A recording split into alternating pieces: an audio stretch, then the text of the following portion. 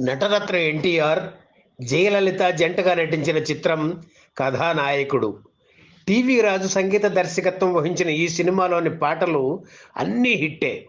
అయితే ఎన్టీఆర్, జయలలితలపై ఒక్క డ్యూయెట్ కూడా లేకపోవడం గమనార్హం. అభిమానులు లోటుగా భావించిన అంశం ఇది. అయితే చిత్ర నిర్మాణ సమయంలోనే ఎన్టీఆర్ దర్శకుడు హేమాంబరధరరావుని పిలిచి, "ఏం బ్రదర్, డ్యూయెట్ ఒకటి పెట్టొచ్చు కదా" అని అడిగారు.